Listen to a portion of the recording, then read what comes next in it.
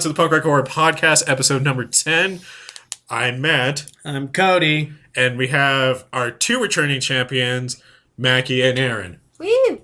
What's up? Slow clap. Zach Bagans. Woo! Yeah. No, wait, no, I'm not clapping for him. That was Aaron. And enough of that. Poop champion of the world. Giggity.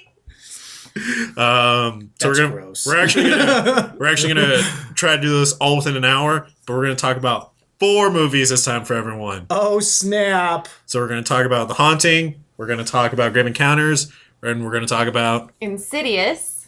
And The Conjuring. How come they got to introduce their movies and I couldn't introduce mine? because Why do you hate me because you so bickered much? with me before this. It doesn't matter. Why do you hate me so much? You embarrass It me. wasn't even on the podcast, so how does that... It's- You know what? Just... I'm still taking the trauma with me. Okay. Like Whatever. ghosts. The trauma follows me. Me. All right. So which one do you guys want to talk about? The Conjuring first or Insidious? I will still talk about Insidious first because She's been waiting. I am so passionate about this series. It's ridiculous. Eh. Yeah, a lot of people feel that way. Actually, no, I really love the Insidious movies. I just wanted to see your reaction. I will respect punch your you. opinion, Cody. I think you're a respectable She'll person, and I won't deck you in the face till after the podcast. But I'll like it. So I'll So make to things in- I'm just weird. gonna deck you anyway. So to introduce your movie, Insidious came out in 2010. Director is James Wan, written by Leigh Whannell. Lee Winnell. Lee Whannell, thank you. Lee Why Whannell. don't you just have her do it? She apparently knows how to say it better. Because it's too much work to churn the laptop back and forth. Stars Patrick Wilson, Rose Byrne, Ty Simpkins, and why is it not loading up? Lynn Shay with Who's my hero? Lynn Shay is the best scream queen. Yeah, I would not disagree with that. So, and do you want me to give the synopsis or do you want to do it? You can give it. Okay.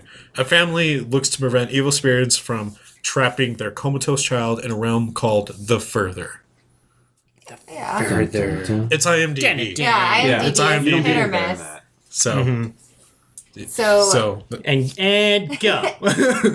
I mean, so am I just talking more about like why I like it or what I yeah, think is so great? just start off like why you like this movie, and then maybe start bringing in some cons of what you think like really kind of hurt it. Well, not says hurt it, but just They could have done better. you can't Yeah. just ignore. First off, I really love, and I actually don't. Is it James Wan or James Wayne? Wan. James Wan. James Wan is so awesome. Like his stuff is great, and I thought with Insidious, they took a different spin on paranormal, which I really liked because you kind of go into it thinking it's like a ghost story, but then there's like this whole other universe, like The Further and the astral projection. I didn't see that one coming. Yeah, I like didn't I either thought when I that saw was it. such a cool twist, and then it totally sucked me in. And then the ending. I mean, spoiler alert. Don't we give? So turn it It's off. 2010. There's no Yeah, if spoiler you haven't alert. seen it by now, like... Which I don't know. I think we need to talk about like a rule with spoilers. Like, what is like the time length? Of, we'll talk about that later since we have a lot to cover today. yeah. Yeah. I Well, mean, if this you has want been to, long enough. do you want to talk about the Yeah, spoiler? it's been 2010. Okay, well, Jesus. we just give. Well, I won't say the spoiler, but the way each film ends, it's super intense and like you can't wait to see what's coming. And I think with each sequel, they've done an amazing job. But to stick with the first one, I think the biggest con that for me and from what I've heard from a lot of other people is the demon. Like Really? he's super creepy, but everyone's like calls him Darth Maul because he kind of does look like the dude. Yeah. I think I they mean, could have done the makeup better or something because I still think he's scary, but Well, I he's agree, called it the was lipstick lacking, demon. I Like think. the... Yeah. I think it was definitely lacking. I felt like he was the guy at the Renaissance Festival playing the piano.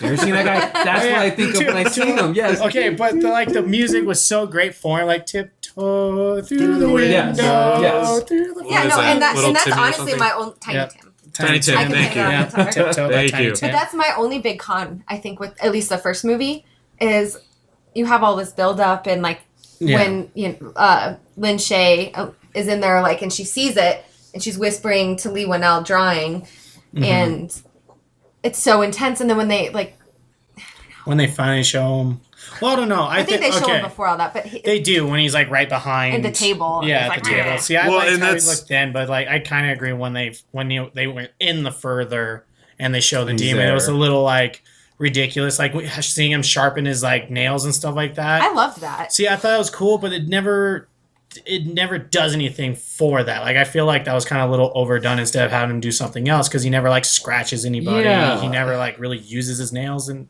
like from what I remember. He climbs on walls. Except for that, like yeah, but it's a demon. They do that anyways. Like you know, like that part. Yeah.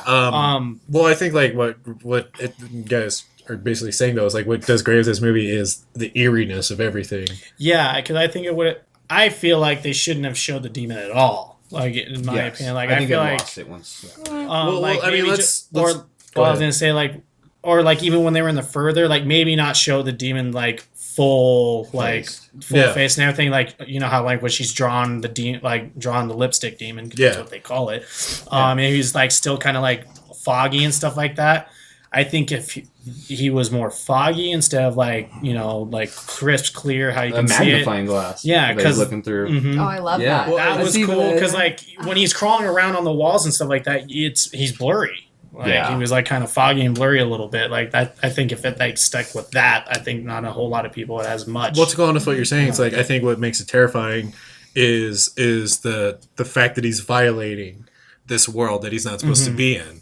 Like because the thing that really scared the shit out of me in that movie was when I think it was the grandmother was actually looking into the room of the comatose kid, and like you just see him like lift up his hand right above the kids, and like that really got me because I was like, he's violating, he's breaking something that isn't supposed to be broken. Like he's supposed to stay in his world, and the fact that he's like trying to get into this world, But you don't see him that much. You just see his shadow. And I almost think they should have left it with like that shadow. Like you still see him and you get the form. Like I agree. Because then it leaves your imagination to try to think about like what does he look like actually. I think they gave away too much. And so now knowing that his worst enemy is Liam Neeson. Yeah. It's like, oh my god, Jid. No, I guess no, it would be Ewan McGregor because Ewan McGregor's the one that kills him. Yeah, my bad. I think the other really cool thing about the Insidious, or my favorite thing is Tucker and Specs. Yeah, it was like good, like just enough comedy to throw in there. And it kind of like, as a viewer, you kind of like, it relaxes you and you laugh, and then all of a sudden it's like, oh fuck, like, because that's not like super like slapstick comedy. No, it's just enough to. It's like, not a stereotype. It's a dry comedy, but it works. It's not like sometimes people don't get it. Like when I watch it, and I'm like laughing at it, and they're like. I'm like, their dynamic is so perfect. They're so fucking hilarious. Well, because like it was for paranormal like being a paranormal investigator, like in the first one when they come in with all the equipment and they're like, we're weeding out the nuts. Yeah, the nut job. And his freaking hot pocket. I mean, that's more like what it is. It was like, oh, let's see how this goes first. Well, that's what I was gonna say is like that transition, like you were saying, like the humor and the scare was balanced really well because that scene, like when.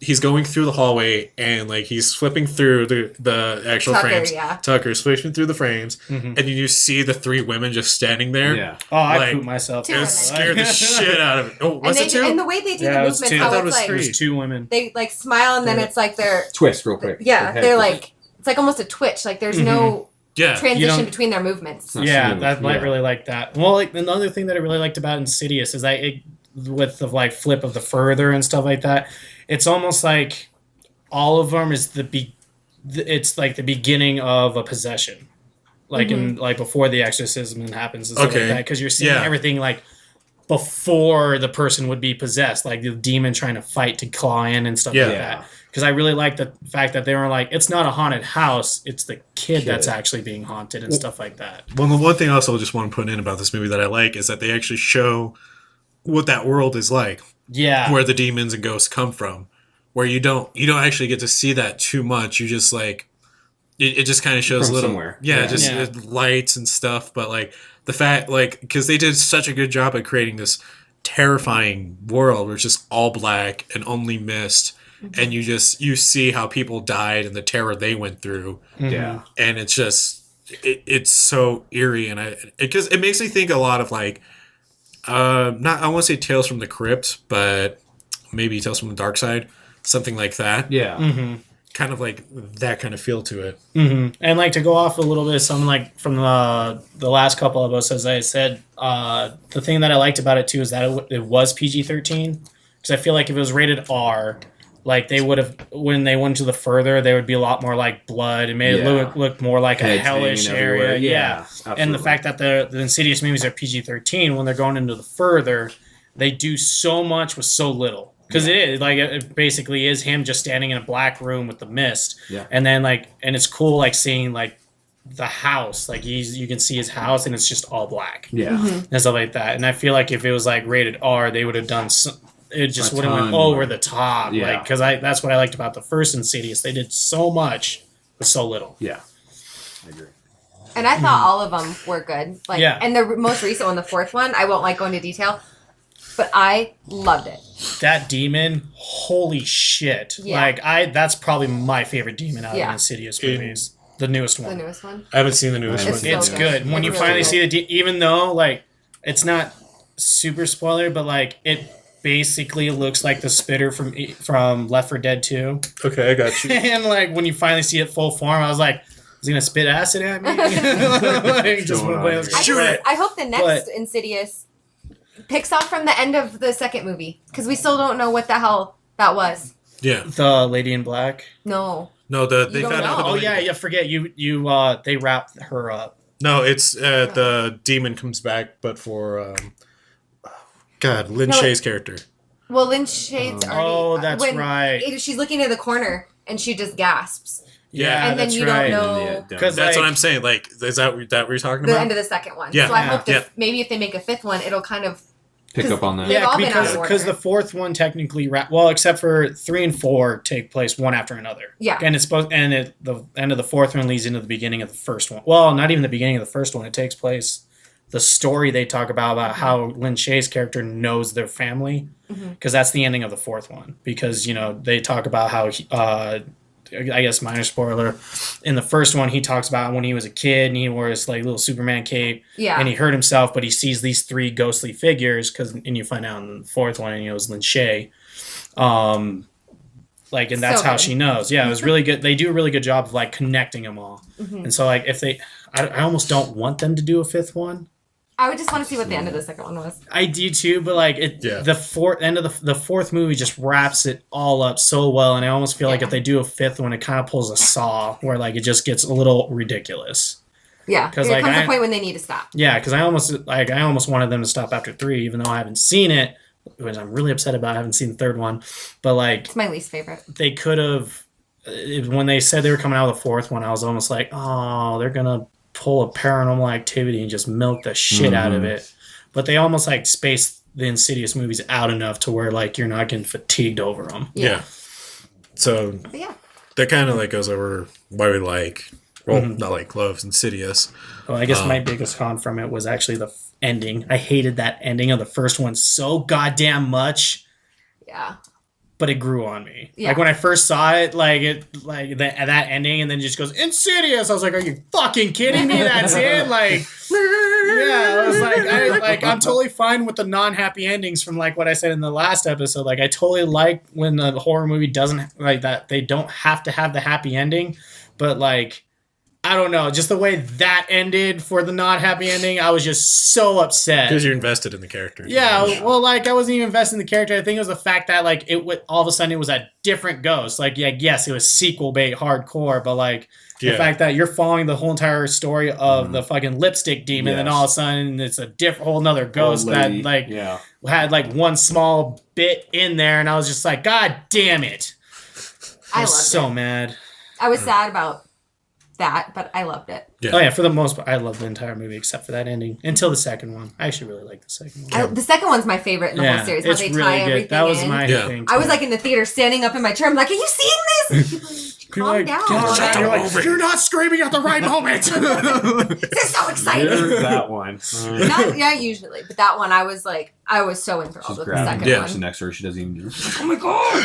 Just bad shit. You're choking me. I don't even know. But I think those are my absolute favorite modern horror 100%. Yeah. I never get tired of those movies. I mean, they're definitely my favorite modern paranormals. And there's so many Easter eggs. Like, the more you watch it, you're like, oh, shit. Like, What the hell? And like leads into other movies and stuff. I agree. Insidious, they did such a good job with the Insidious movies. All right, then on to The Conjuring. which is also James Wan. Wan. Yeah, Yeah. I think we have our favorite, Ironically enough. except for But so Grave Encounters. Oh, yeah. It's not James Wan. Oh, but just really quick. So in the first Insidious movie, when he's in the classroom, did you guys ever notice the little jigsaw? I saw on it. the chalkboard Yep, in the saw back? it. Yeah. Also, real fun, Yeah. fun trivia fact about it: the whole movie took 3 weeks to shoot. Insidious? Yep. Wow. Yeah, Jesus. just Right? like how the first Saw movie took Wow. 1 week. And No, Lee less than Winnell that. It was was in that less one than- as well. That James Wan, he just He knows just- how to he do knows it. what he's doing. Well, Yes, him I and get Lee it and get Winnell out. were like a dream team. Yeah. Because Lee Winnell was the guy tied up in the first Saw that didn't saw off his foot. Yeah. And then Lee Winnell wrote and directed the Yeah. third one. I always forget that's fucking Specs. Yeah, Yes. Specs. I Yeah, totally forget that's Specs. Like now that I see that, I'm like, where's your foot? Because like at some point, or no, he doesn't because he cut doesn't do it. But it's like, Specs is freaking hot, too. Yeah. I think your phone would disagree. Yeah. I saw your phone light up. She has a picture of like Zach on there with like glasses and a mustache. sorry, Yeah, I Specs. do. Y'all can't see, but Zach Bagans is looking at me like he wants me right now. But he doesn't. He's All right. like, he looks more like he's just like, I have to shit so bad. Please Well- take Why the am I on picture. your phone? I am the No bad pooper, wonder. so. The bad pooper. Not the bad pooper from Colorado Springs, though. I didn't poop in anybody's yard. Just on their car. Oh yeah, I That's- forgot that was a thing. The Yet. girl, the runner. Yeah, Not yet. I remember that. That was awesome. probably will. But yeah, The Conjuring. Yeah, So The Conjuring came out in 2013, directed by James Wan, written by Chad Hayes and Carrie W. Hayes.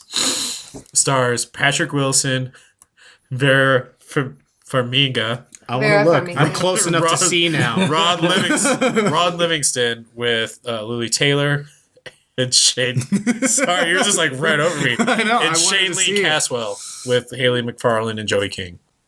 You guys can sit in the same seat, you know that, right? Like Basically. We were thinking about that. Yeah. Snuggle Thought buddy. about it. Now that and we it's- found out that you can actually pick me up better when I'm on this side of the microphone. And it's about paranormal investigators Ed and Lorraine Warren who work to help a family terrorized by a dark presence in their farmhouse.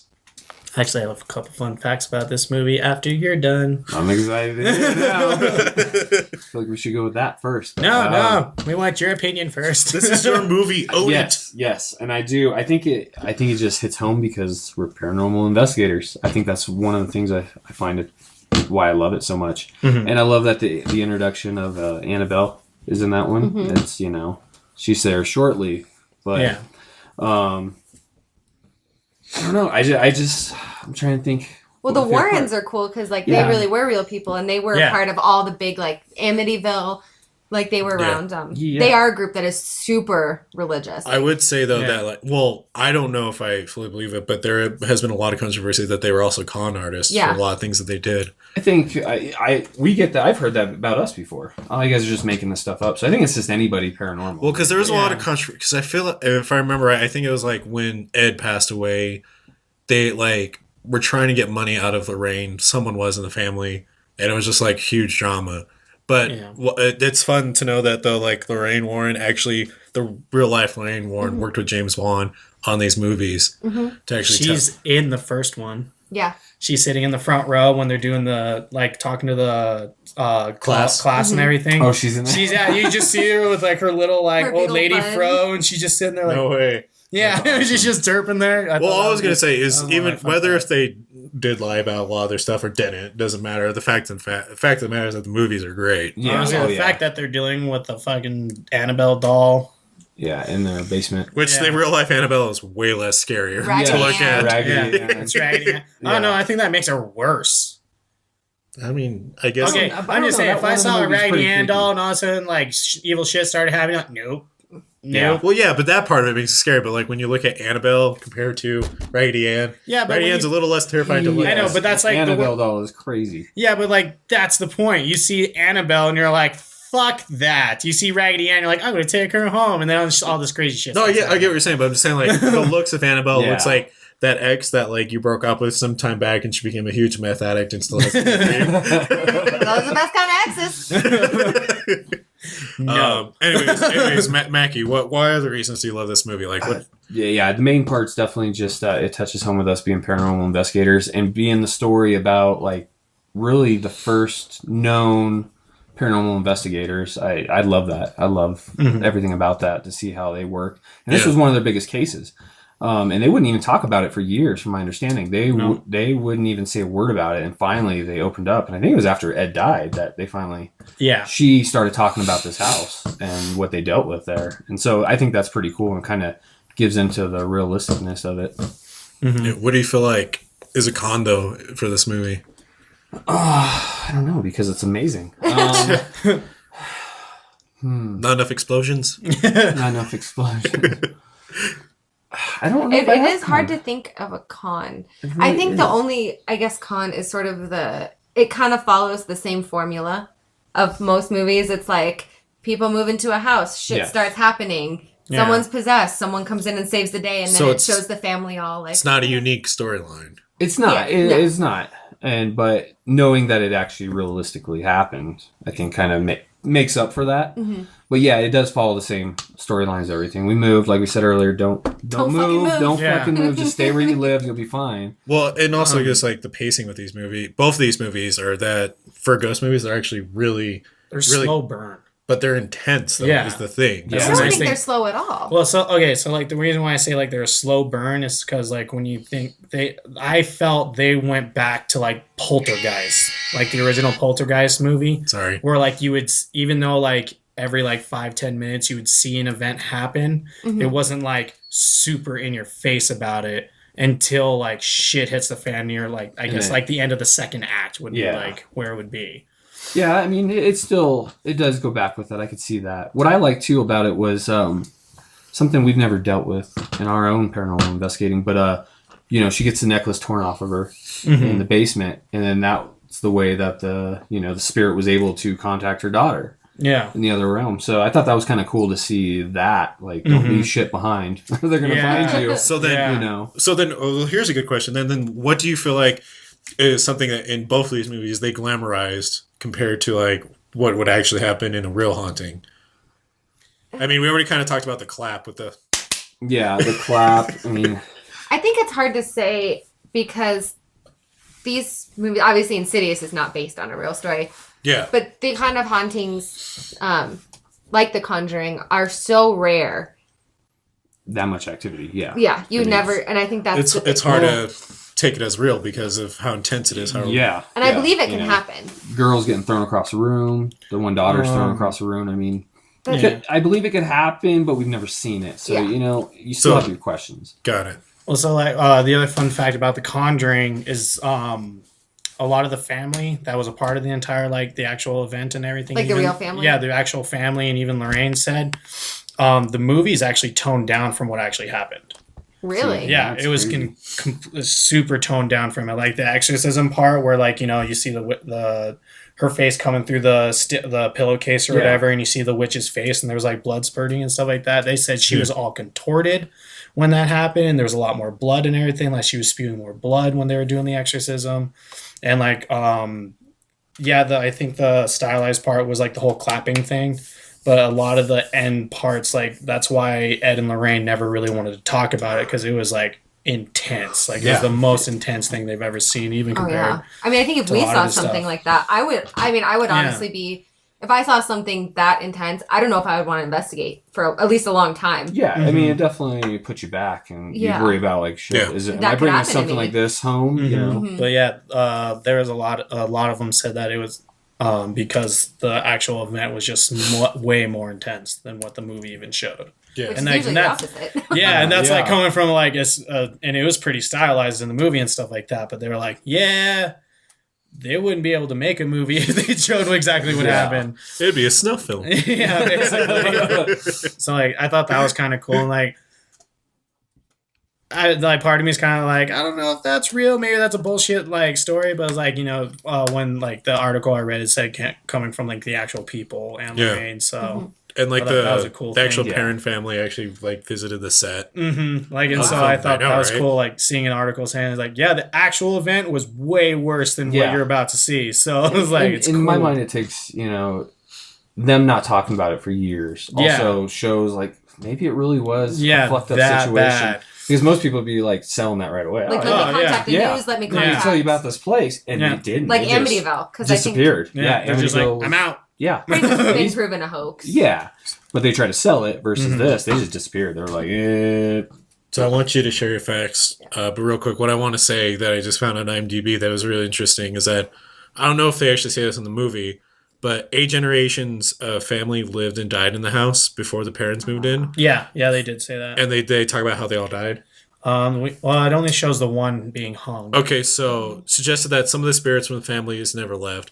Deaths included 2 documented suicides, a poisoning death, the rape and murder of an 11-year-old girl, 2 drownings, and the passing of 4 men who froze to death. Most deaths occurred with the Arnold family, from which, this is going to be a little hard for me to say, Bathsheba, thank you. Bathsheba Sherman was descended. So it's crazy. It's intense. It's definitely like a cesspool of like nasty energy. Burn it. Yeah. Like, and the house is gone now, right?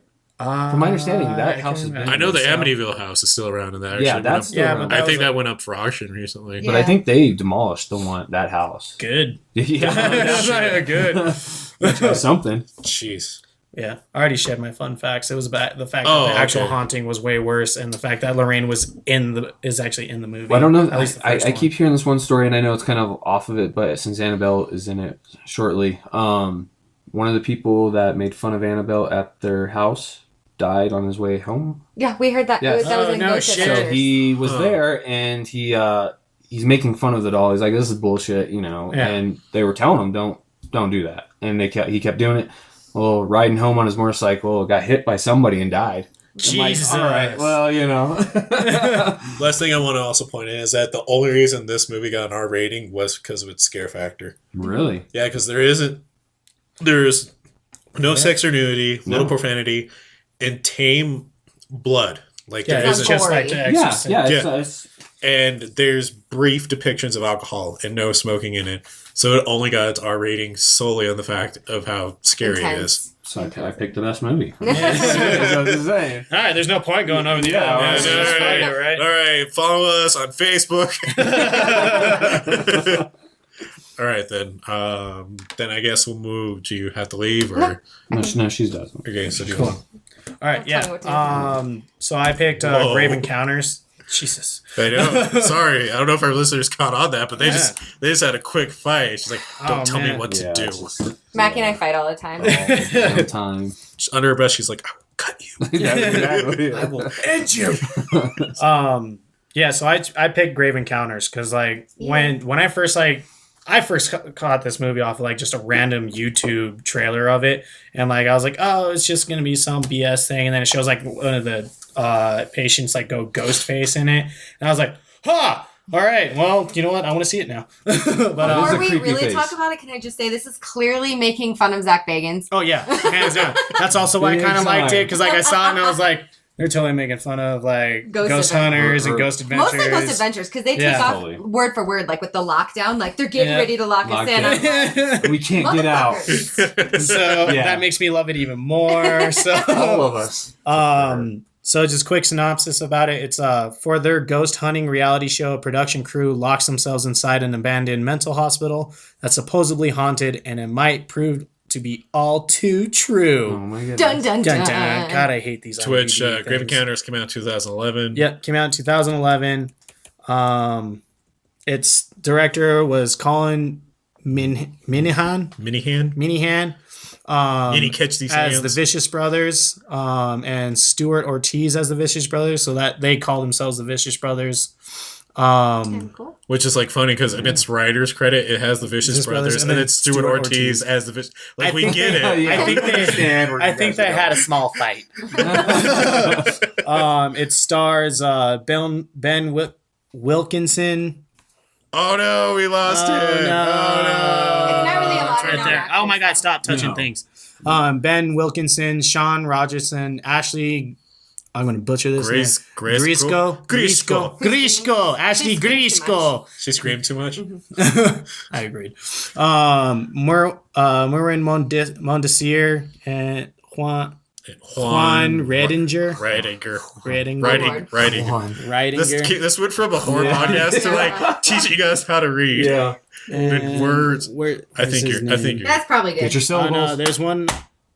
They haven't even showed it. Where the hell is he? I don't know. Whatever. Sorry, there's one other guy that's actually a lot of people will know him from, but I can't find his name. Let that be. Anyways, let people find his name out. is Austin in the movie, and he's actually a pretty well known actor. You recognize his face. I recognize his face instantly, and I was like, oh my god, that's actually like one plausible name.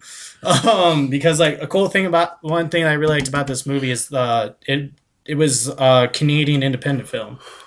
And so, like, I thought that was really cool because they actually ended up getting a lot of, like, hype and everything, but it was all, like, underground hype. Yeah. And so, like, it didn't have this, like, big screen thing. It was shown in a lot of independent horror festivals and stuff like that. But, like, one thing I really liked about it, too, was that it plays it off, like, in the beginning, like, you see the guy who owns, like, the production studio that's doing the movie and or that's like going to be doing their show, and he's like, this is all like unaltered footage that you're about to see, like, because it's a documentary on a documentary type thing. Documentary. And what was really cool about it was like none of it's altered. Like, you're gonna see exactly what we got, because they said like the team disappeared and we just got a tape in the mail. So kind of like how Blair Witch came out and stuff like that. So that's one thing that I really liked about it. And another thing, like while I was watching it last night, I caught a lot of shit that I didn't notice the first like 4 times that I watched it. Like, they're so subtle, like very subtle things. Like when you start seeing the hauntings like actually happening and everything, when they're still super skeptical in the beginning, because like they say like they're going to be locked in there overnight and they're going to get locked down and stuff. And like, you can tell they're really not taking it super seriously. Yeah. And like, from when you guys were talking last episode about how like, you know, it's a lot of just standing around, sitting around and stuff like that. Like, I feel like they portrayed that part really well, because they're just standing around like for the good chunk of the movie. Just like, they're sitting in the middle bullshit yeah, with music and like, do something, something happened. You don't do that on a real investigation. We don't eat pizza and stuff. We should, but no music and all that. No, but like, you know, they're just kind of bullshitting around. They're walking around, nothing's happening. They're like, this is supposed to be super haunted and nothing's happening. Yeah. They're full of shit. And then like small things start happening. Like in the pictures that they're taking, is like, there's this one part, it's kind of a spoiler. Like, the guy who's supposed to be Zach Bagans is like taking pictures, and he takes 5 pictures, and in the first 2, nothing. You know, it's just like of each of the characters that are in it. And then all of a sudden you see orbs. Yep. Like, you know, everyone believes in the orbs. And then all of a sudden you see like a shadowy picture in the other one. And then in the very last one, one guy's like looking at this window, and then you just see like this ghost like on the window, and he doesn't see it. Like, it's in the picture. Yeah. Maybe. Like, when I first saw it, I was like, ha! Maybe he was trying to ask him out. let me in. And then, like, I think you're really cute. Yeah, and then like the other thing that I liked is that there's this one you blink and you'll miss it spot where they're like walking through the halls and stuff, and it's showing like Zach Bagans' character. Like, I'm just gonna keep calling the Zach Bagans, even though that's not the Zach guy. He's like talking in this camera, and you just see a ghost really fast behind him. Like, it's like just super subtle. Like, it's just like a little like bum. I was like, had to rewind it 5 times last night. I was like, is that supposed to be one of the other characters? But they're all in front of him, and you just see this quick little glimpse. I was like, shit! It's the subtlety that sells it. Yeah. It is, because it was an independent film. Like, they didn't have a whole lot of funding and everything. And it was like, actually shot in 2 days and 10 nights. Yep. Like, it's a little over a week. Fucking crazy, like how much they did with this movie. And that's one reason why I really liked it. And that's probably it's my favorite like paranormal movie, just because of all the subtlety. And then like everything they talk about, like what happened in the past of the asylum happens. Like, all the time. You see the ghosts, like of the patients that like they talk about specifically. You see their ghosts when they talk about the doctor. Like, in the end, you see who he is and like what he did in the whole entire thing. Like, I didn't catch it the first. I guess kind of spoiler. I mean, this came out in 2011. Again, if you haven't seen it, like, sorry, but like, it's a really key point, like a really interesting thing. When I first saw it, I didn't notice it, but so they talk about how the doctor did lobotomies, And the very end, like when Zach Bagans like character, he's like talking to the camera and he's like kind of like all wigged out and stuff. Eyes. One eye bleeds. Mm-hmm. Yes. Exactly how they used to do lobotomies back in the day through the eye socket. Yeah. That's a, I can, The tear ducts. And I was like, I was watching it last night. I was like, oh shit! I never caught that. I before. get it now. Well, I have to say, for a POV movie, like, I feel like this got super overdone in horror in general because it's so the found cheap. footage. Yeah, it's so easy and cheap and blah, blah, blah. But I thought they did a really, really good job. Like, even, like, I'm not sold on Blair Witch. I'm not a big Blair Witch fan. So I think this, like, blew that out of the water. Oh, yeah. Well, I mean... And I think it's really cool. Well, I'm saying, going back to our, like, point of view episode, how we talked about with those movies...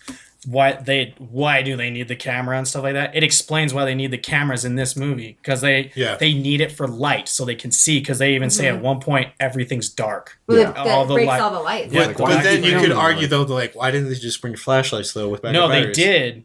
They brought flashlights, died. but the flashlights died. So like it's so backup throughout batteries. the movie. Yeah, but and there's another part where all their equipment goes bad except for the cameras that they're using. Yeah, the big light gets knocked over and broken, and So I haven't seen it. So okay, but damn it! I thought you saw this movie. no, actually, I tried watching it, but I couldn't. I was pulling such a late night last night that I couldn't stick. Well, And with it it. is a little slow. Yeah, it's definitely pretty slow in the beginning, but with shit but again, then it follows the trend. When shit starts happening, it fucking happens. Like, it's fucking like hands come out of the ceiling and stuff. yes, all the But like, I guess that was kind of one of my cons, but at the same time, I felt like it helped the movie, like with the slow beginning and that it didn't all just happen because they were super skeptical through the whole thing. So, like what you're saying, like the demons coming out, like actually the director sent out to differentiate Grave Encounters from other iconic found footage films, such as Blair Witch Project, by being less subtle with the demons. He wanted the demons to visibly run at you, and that's quoted. Oh, yeah. Rather than just move objects and slam doors. There's this one scene where like an arm comes out of a window and grabs the girl. Like one cool subtle thing that I noticed from that is when it's pulling away, it disappears. Like it doesn't just go back into it. The whole arm just like disappears. Huh. Yeah, it's really cool. Like you said, you got to watch it a few times, catching the things. You start catching a bunch of like little things and stuff. And one thing that I really liked about it was that so the film crew knew that they were kind of like BSing things, and when like the ghost stuff starts happening, they're like flipping shit. They're like, "Oh my god, this is awesome! This is real!" Like when the girl like gets her air, and she like, she's like, "I want out of here," but like Zach Bagans' character. I'm going to keep calling him Zach Bagans even though it's not him. His hair gets darker through the movie. Yeah, he does. We're like that. But like the cool thing is like he gets super pissed off throughout the whole movie because nothing happens to him.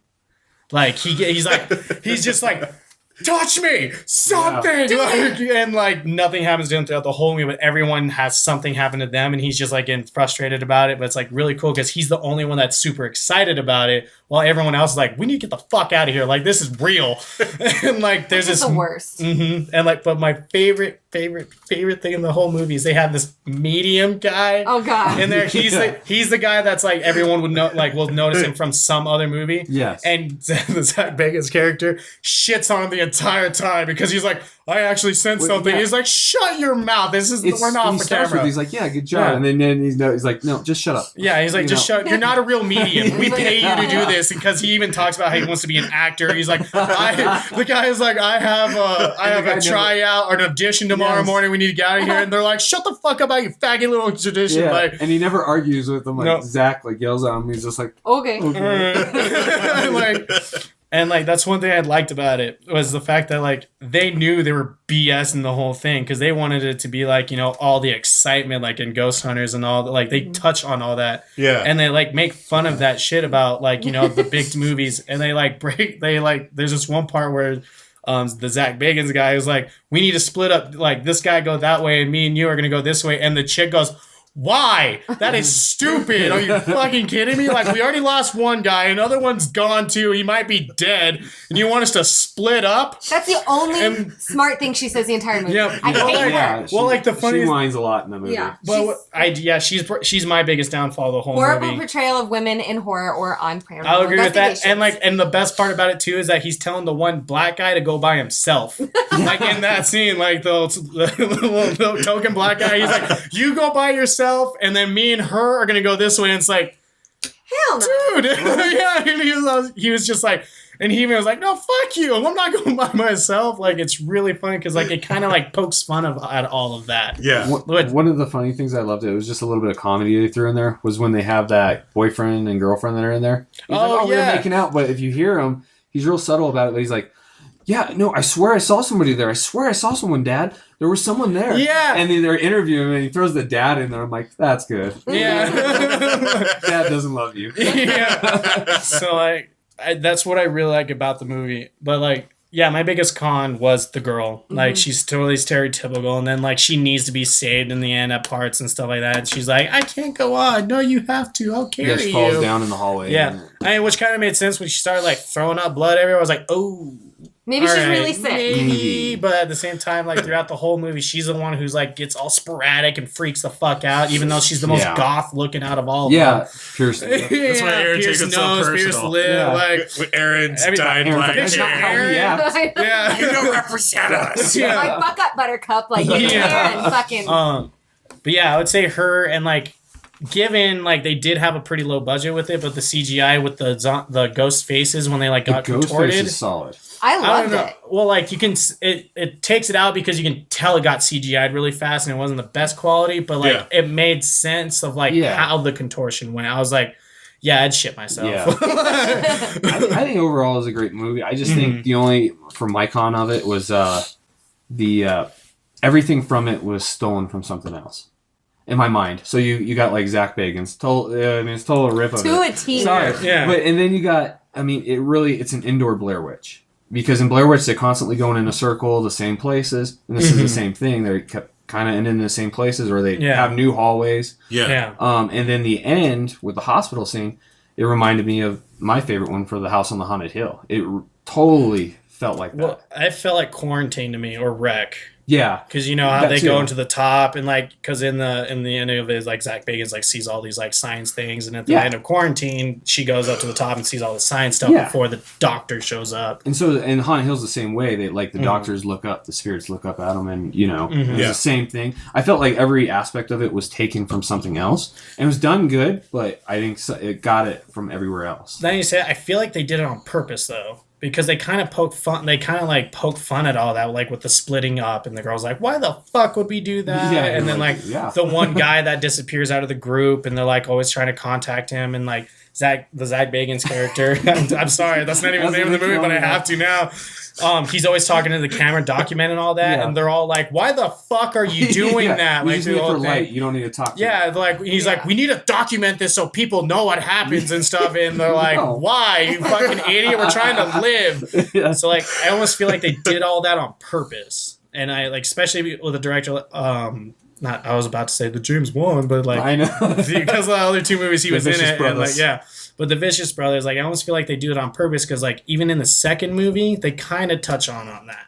Okay. Like, because, like, the main guy from the second movie is like, this is all fake. Like, this is all some shit that happened in this horror movie and stuff. Yeah. So, like, I almost feel like they did it on purpose, but at the same time, like, like, that would be a big thing. It's like, I saw that before. Yeah. That's not different ghost, but I saw this scene. Yeah. All right, then. Sorry that you started yawning out of nowhere. That was a no, sorry. Sorry, we're boring. Yeah, I mean, as long as you guys are pumped. We'll sit out on this one because I haven't seen the next one. Well, I was going to throw in one last fact for Grave Encounters. In Dr. Arthur Fredrickson's room, there's a book on a table. The book is just one page of runes that is repeated. The runes in the book are an old script used by the Norse Vikings. The runes can be translated directly into the English language, and the words clearly read out a parody of "I've learned." Written by an unknown author, the parody reads as follows. Steamy a relationship is at first. The passion fades, and there had better be a lot of money to take its place. I've learned that sometimes the people you expect to kick you when you are down will be the ones who do. I've learned that we don't have to ditch friends because they're dysfunction. That's literally how it says. There are more fucked up than you think. They are more fucked up than you think. And that's literally what it translates to. Because, like, you know, they're all portrayed as supposed to be these best friends. And then, like, the Zach Bagans character is, like, shitting on all their parades. Like, no, I need to be famous and do it my way. And everyone's like, we want to live. Yeah. So it's kind of like an omen. Yeah. For, like, Well, one last thing about it before we move on to your movie, Matt, is that if you haven't seen it and you don't want to pay a lot of money to see it, you should probably pick it up now because when I had to order it from actually a really cool like horror shop up in Fort Collins that just opened. He was talking about how like they're starting to just sell it for only overseas. Like it's now coming from overseas and everything because he said the second one, which I admit the second one was nowhere near as good because it wasn't found footage. They did this weird like filming of it where parts of the movie was like the whole third person aspect and then the other parts were found footage and they do this weird mesh and then I liked it, but not as good. I as the liked it, first. but it took out the charm. Yeah. But I didn't like that switching and stuff like that, especially because there were some parts where it looked like it was supposed to be found footage, but you knew it wasn't. Like near the end of the second movie, there's like this part, and it looks like it's being shot from like a handheld camera, but you know it's not. Like, and just kind of ruined it for me. Yeah. But like, it's for sale now, like $50 on like Amazon from what we saw and stuff like that. And I was like, holy shit. Crap. And it's not on any streaming anymore. It's because it's an underground film and like it was a Canadian, like from Canadian film festivals and everything. And like, there was a lot of hype for the second one. I remember because when I first saw the first one, I got super excited about the second movie. There's a lot of hype for it for all these horror festivals. But I think because it wasn't as good, like a lot of people weren't expecting something, it kind of died off. So like, I recommend trying to get either like buy them or see them soon before it's like really hard to see these movies because they're technically foreign films. I own it. I own it too. Even though technically all of the actors in it are like in movies you know because like I was looking at their movies and stuff like that they were in. And I was like, oh shit, they're in that movie. Yeah. So yeah. All right then. You can go now. Thank you. I was being patient. I know. So, okay, mine's The Haunting, which came out in 1999. It's directed by Jean Debont. Uh-oh. I think that's It's French. Debont. Debont. It's Jandebont. Debont. Yeah. Debont. The ball. Jean Debont. Jean Debont. Sacre bleu. I'm not sorry for making fun of French people, by the way. He is very sorry. Written by David Self and Shirley Jackson, stars Liam Neeson, Catherine Zeta-Jones, Owen Wilson, and Lily Taylor again, because she was in The Conjuring. I didn't realize that she was actually the mother in The Conjuring, and I was like, oh snap, no way. Owen Wilson was bit, in that too. I know. I didn't. stand I him. love how he dies. So I forget. He gets his head bitten off by a giant the concrete statue. we're gonna get to it. I'm sorry. I love that scene because he's like, wow. Wow. Wow. Synopsis is when Eleanor, Theo, and Luke decide to take part in a sleep study at a huge mansion, they get more than they bargained for when Dr. Morrow tells them the host's ghostly past. So, and I always tend to pick the longest fucking movies for some reason because this is almost 2 hours. Yeah, and I don't know how wasn't that long. I always pick the longest ones, and I don't know why. So the reason I actually like this movie is because it's a unique plot for a paranormal movie, where it's nothing recycled. There's no way for them to really kind of just like milk it. Like it's a good standalone just paranormal film, and that's kind of what I want to get into about it. Is that it's a classic ghost story. Like it's not like Paranormal Activity. It's not like Grave Encounters or anything like that. It's not first person. Yeah. It's a legit like haunted mansion like story, and that's what I liked about it because it was very kind of refreshing. Just because with all the Paranormal Activities, all the Conjurings, all like now it has to be intense in order for it to be considered like a ghost movie this day and age. Like it has to be in your face and make you scared shitless. Which there's nothing wrong with that. But it's nice to get away from that too. Yeah, and that's why I liked about it because it's a classic ghost story. And so, even though this movie came out way, I know, way and it's, before but I those still movies. like it. 99. That's what I'm saying. Like, get this. That's what I'm saying. You want to watch this movie if like you're just kind of done or need a break from all the intense ghost movies. Mm-hmm. You want to watch this because it actually has. It's pretty well told. The also thing I love about it is that the mansion is absolutely stunning, and it's like a Victorian like Gothic kind of like beauty to the whole mansion because like everything's like handcrafted. Like every piece of the mansion is art. Yeah. Every single thing is art, and it's it blows my goddamn mind away, and I'm just like, I'm never gonna have a house like that. No, that attitude. Yeah, seriously. You just don't want the lion to bite your head off. I mean, to be fair, that fireplace is fucking huge. Yeah. That's So I need a sugar daddy. Yeah. Anybody's listening. Yeah. You just said you were dating. Yeah, I'm done. Yeah. Dating I'm is done not dating. a sugar daddy. Oh my god. That's an arrangement. There we go. There's That's a non-emotional. God. Zach Bagans, even though we totally made fun of you for an entire movie. Yeah. I didn't make fun of you. Yes, she did. She did. She even called him the Zach Bagans character, so... She says she just smelled like two We're totally going to throw you under the bus here, Aaron. Oh my dude. So You pointed it out that he was the Zach Bagans, so... So other reasons why I really like this movie and thinks it's second look, I think it deserves a second look, is that Eleanor, Lily Taylor's character, is actually a very likable protagonist. She's not like she gets scared like anyone else would, but she's also extremely brave in this movie with a lot of things that she does. Like she follows a ghost child all the way down to kind of like this cellar to find a book by herself. Yeah. Which Is that brave or dumb? but that's the thing. If she failed, it would have been dumb. So yeah. But she didn't fail. But So it's brave. But she follows to find out like the history of like what of Crane, the person who built this mansion way back yonder. Yeah. Like the fact that she's just trusting, like like you're saying, is like dumb, but still at the same time, the fact that she's able to do it is also brave. I can see that. Like, because she's in this setting, she's now her mother just died, and her sister is a piece of shit in the movie, and so she's basically by herself. She has no one to rely on. And so that's why I like her, because she's not super like, I need your help, Liam Neeson. Yeah. You know? But she's like, I need to figure out what happened in this mansion. I need to figure out what happened to these kids. I need to know what's going on. And she puts herself in harm's way in order to like save these kids. To which I would even go on to say that Catherine Zeta-Jones, her character is introduced as a very sultry, kind of like, I don't want to say bimbo, but like just a very sultry, sexy kind of character. But she also has the smarts to like back it up. So like, point I want to point out is like when her and Lily in the beginning of the movie are going around, they see the sculpture of like the gates of hell. Yeah. And so like her character, Catherine Zeta-Jones' character, Theo, was able to just be like, isn't that the gates of hell?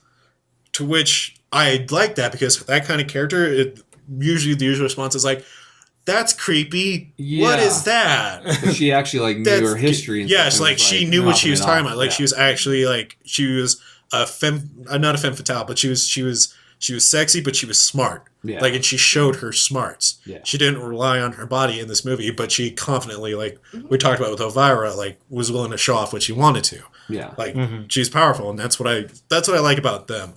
Liam Neeson's and Owen Wilson's character are kind of carbon copied, so it's just.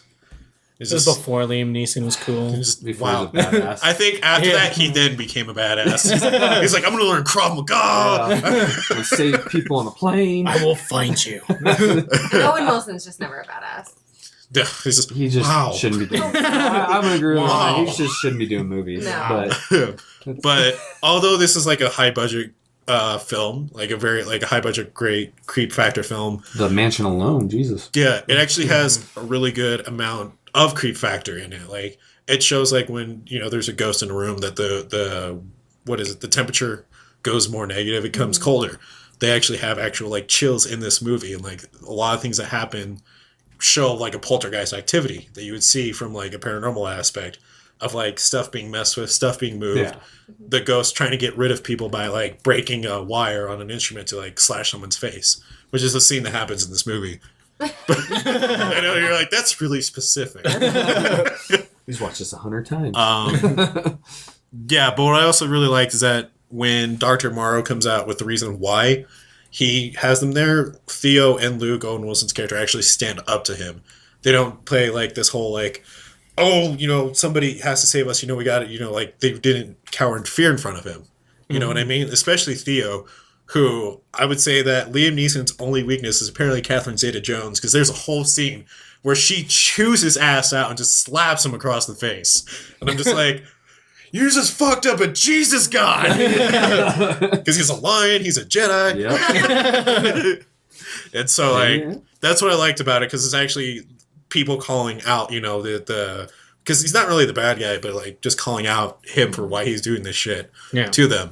The effects are solid. The CG is kind of here and It there. was still early, though. It's hit and miss, but for where it was from, it's actually still pretty good. 99. And also, to like why Elle is a likable person, because she's a total badass, is that there's a griffin that's a metal griffin in the movie that comes alive, like towards when shit starts to get crazy. So she actually fights off the metal griffin and starts beating the shit out of it with just a fucking like piece of wood. Why don't you ever do shit like that? What are you doing, Aaron? Get on I'm it. just coasting, man. Well, and I just love that because she like saves Catherine Zeta-Jones' character and Liam Neeson's character. She's like, "You leave them alone. Good, they're not part of this." It just like goes to town on it, and I just that part I loved because like again like if it was any other like stereotypical like female role, she would have just been like, "Oh my god, no!" Help. Help me. Use your taking skills. Although but there's also a fair amount of like cons in this movie that I think kind of hurt it, but it's still worth the watch. So they never explained how they have access to this mansion, which bugs me the entire time. It's just Because you like that background. yeah. Absolutely. There's no explanation to why they have it. They could have even said, "Oh, we bought it for the week or whatever," but they don't say anything like that.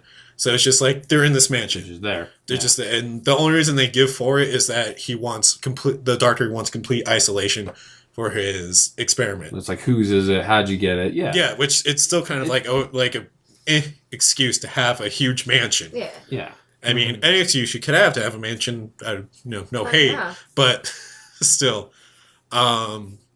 And then after like Elle and Theo like get their first like super intense ghost happening, like because the ghost comes and actually shakes on the doors, pounds on the doors to their rooms, and they begin to freeze and have chills. They try explaining it to the doctor, and the doctor's like, "Well, which one of you felt the chills first?" And they're like, "That's not the point. The point is that we're cold." And like, he's just like, "Oh, well, I guess you just felt a draft." And like, even though they could see their breath, Like, wait a minute. and I'm just like that really bugged the shit out of me because he just shoves it off. Yeah. Just like, I'm like, Yeah. Whatever. you This suck old as a Victorian- doctor. Yeah, old Victorian mansion. Quit being a bitch. Also, I don't know if this kind of counts as a con, but like one of the dead children comes in, like makes a face on Elle's picture, that picture pillow, as she's sleeping, and she's just the kid's just like, "Save me," like ghost, like face through a pillow, and she like Elle's just like, okay, like she's not freaked about it at all. I'm like, how are you not like? Yeah. I get it, like you're a cool like hero to vote for, but how are you not freaked out that there's a kid's face popping through a fucking Anybody pillow? would be freaked. She's just like, all right. We'll talk in the morning. And then what also starts to get on my nerves is that Luke is the only person in the whole movie to begin questioning the doctor's intentions. Like, he's like, why are we actually here? Is this like a reverse experiment? Like, he's not telling us something. Don't you guys think this is weird? And then everyone starts to shove off Luke. Yeah. And then he's just like, wow. I can't believe this. You guys aren't seeing this? Yeah. One other thing about the audio of this movie that bugs me is that there's a lot of quiet dialogue and lots of loud scares.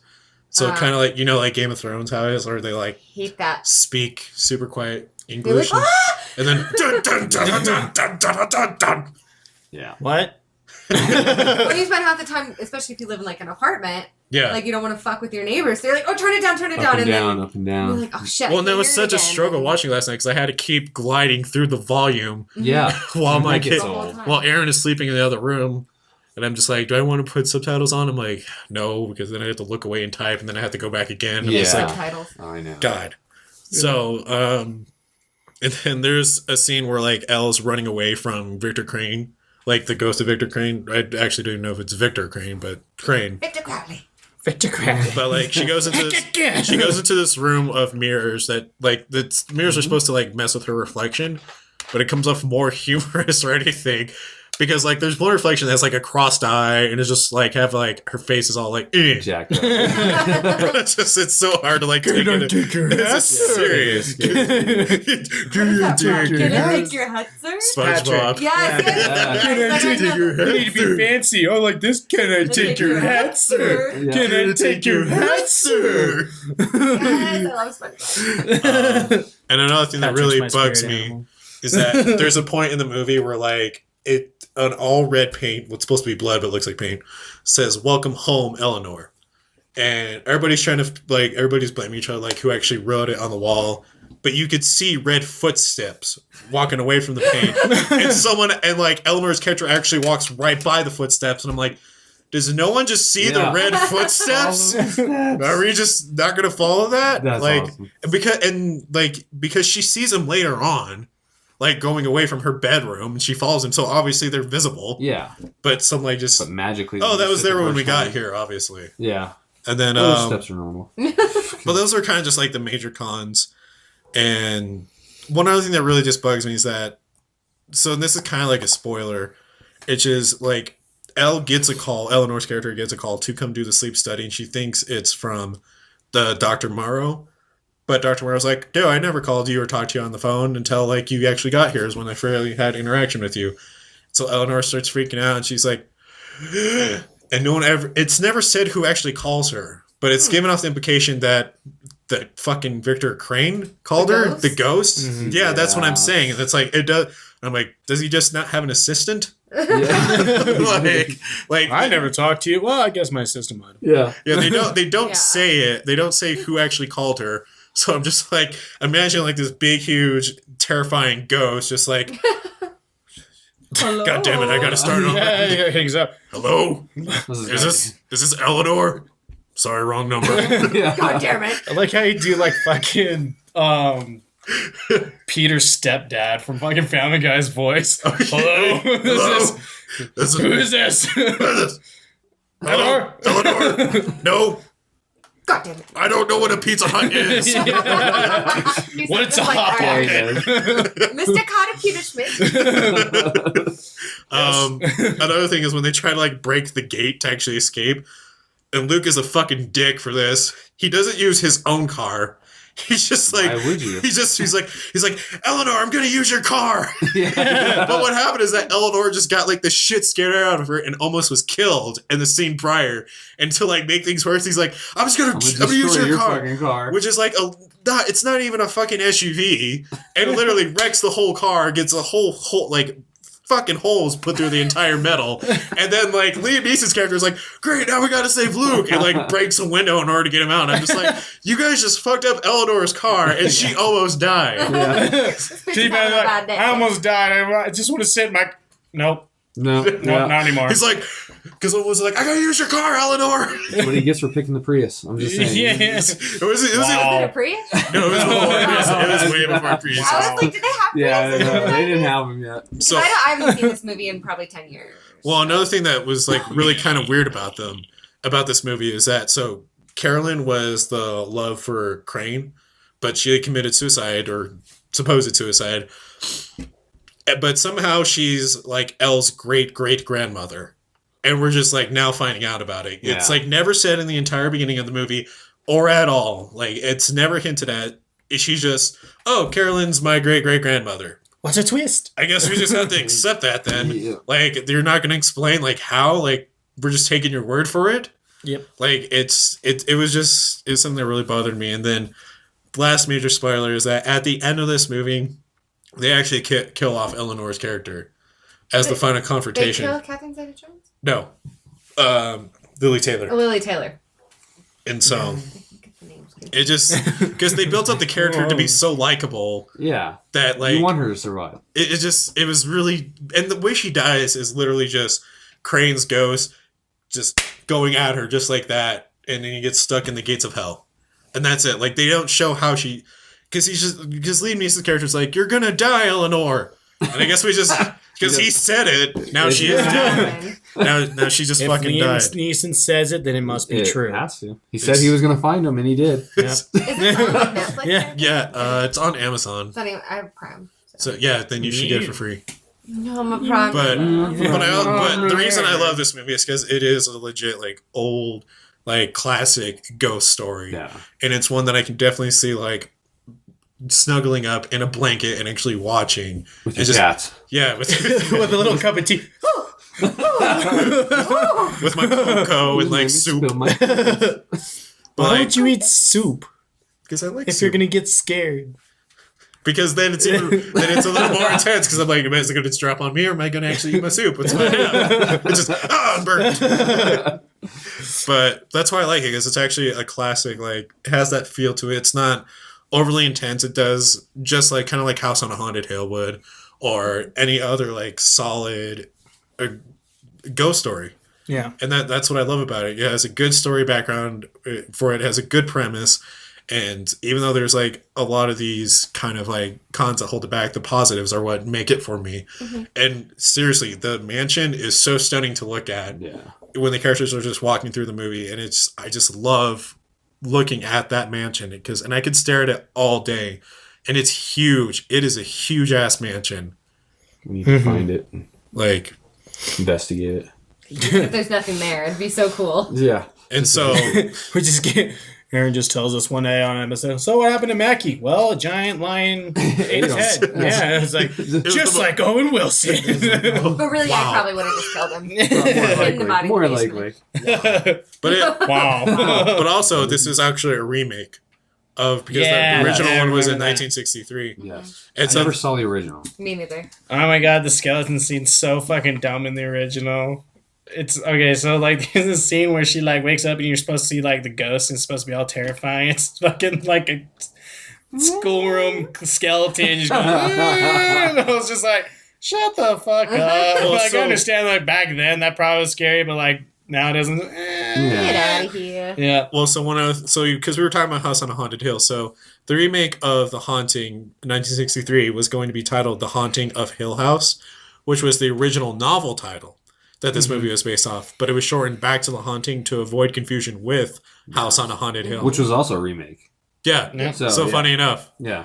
All And- the remakes except for our movie. And to answer your question, the house used in the film is located in Grantham, England, and is owned by the University of Ennisville, Indiana.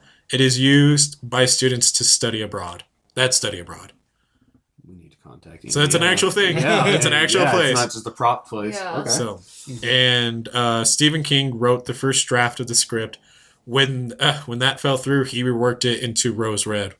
I love that movie that's so much. dope. Rare, That's right? really cool. But Right? Rose Red is kind of based on the Winchesters Mhm. as well. Mhm. But we won't get into that. But as a movie, you should watch it. And last thing that's also kind of like, so you know how like a lot of good like horror movies, like it's usually the director, like to get most interactions, like directors will mess with the cast. Yeah. Yeah. So Yeah. like this adds to it. So the creaks and moans heard throughout the house were pre-recorded and played during filming in order to get a more natural expression and fear out of the actors. That's cool. That's That's awesome. pretty cool. So, That's So, really like, cool. so you could just imagine Owen Wilson going, wow. Wow. wow. Yeah, wow. Was that Wow. real? No. I know what you're talking about. Was what real? God, he just. I know. I'm not a fan of him either. I'm not a fan of his brother really either. He has They a both brother? just Luke Luke Wilson? Wilson. Luke. Oh shit, He's that's in, right. I like, always Luke forget. Wilson. I He's was- just not that memorable. Like, Yeah. They had need this. to They just get had the out. same reactions, except Luke Wilson doesn't say "wow." Yeah. he says it He with does this. the same with his face. Yeah, Yeah, he does can't that. see, but it's like Yeah. He's just, And the only movie I could stand him in is Legally Blonde, no, Old School, and that too. That's a solid Yeah. one. just because of Will Ferrell. Nope. Yeah. I mean, obviously. Or the dude smoking when he's doing the rings. He has the big cigarette. You tell anybody we're gonna fucking kill him. I'm just kidding. We're I'm just not- kidding. Man. Well, I'm We'll not bring him gonna back by do 6. that. Ooh, picnic. Now we just need to talk about old school. And I'm Such a great play. But yeah, that's it. And we successfully have done 4 movies under an hour and 10 minutes. So it was a little different from what we normally do. Yep. But I think it's been a pretty solid episode. Yeah, we've got a lot of good points, and Mm-hmm. I dig it. So Dig it. those Can movies that we you recommend dig for you it? people to watch is Insidious and Conjuring, or if you want something a little more a little underground, Grave Encounters, and something Yeah. that I think everyone needs to at least watch one more time is The Haunting. Mm-hmm. I So agree. that brings us to the end of the show. Yay. So like us and follow us on Twitter at officialphp, on Facebook, Punk Rock Horror Podcast. Send us your creepy stories over at punkrockhorrorpodcast@gmail.com. Follow us on Instagram at Punk Rock Horror Podcast. That's it. I was giving you. I was gonna let you add it more. Yeah. No, follow us on there. Like we said, like us on everything. We're on Spotify, iTunes, Google Play, YouTube now. Yeah, we got YouTube channel. So subscribe to us on YouTube. And again, if you're listening to us on iTunes, please give us a 5-star rating. Please tell us why you like us. We really need those reviews, people. Yep. And again, thank you guys, Mackie and Aaron, for being special guests on here. Absolutely. Want to do a quick little plug again for you guys? Hit it up, girl. Yeah. Do your plug. Well, best way to follow anything we do is YouTube because Facebook algorithms are bitch. Instagram too. Follow what you guys called. I will announce it. Let's follow us on YouTube. Follow who on YouTube? And Instagram was great too, and we post on there, but it's hard to post evidence because of the format. So definitely follow Code 3 Paranormal on YouTube. It's Code 3 Paranormal on Instagram and Code 3 Paranormal on Facebook. And if you want to follow yours truly, it's Snow White Horror Princess. But you don't. They do. Are you sure? You're just trying to put that out there for Zach Bagans to find out, aren't you? I mean, I wouldn't cry. But I don't know if he's going to follow you now for all the shit we get about him on or because Fame all the Encounters. creepy shit I say. Yeah. That too, totally sit dogged on him. your face. He's like, I'm way better looking than that guy in that goddamn movie. But you made it sound like you wasn't. See, here's the thing You're you the don't one know, who pointed him. You know what? I would have never caught on about that until you said something. I had now no he's idea. dead. See, here's the thing, Aaron. Adventure. Since episode 3 and 4, he heard about you and is actually making his way here. But now, since he's gonna hear this, he's gonna be like, he's just gonna stand in front of your door, just crying with wilted flowers, and just throw them on the ground. And then he's gonna turn on the car and just blast "Tears Don't Fall" by Bullet for Announcer. Tears don't fall. They crash around me. She lied to me. I love you, Zach. You're the most. I don't know. No, that's it. Now for it's you, dead. now we'll it's feel the over evanescence. Wake me up! Wake me up inside. All right, everybody. Thank you for tuning in, and we will see you next time. Bye. Bye. Woot.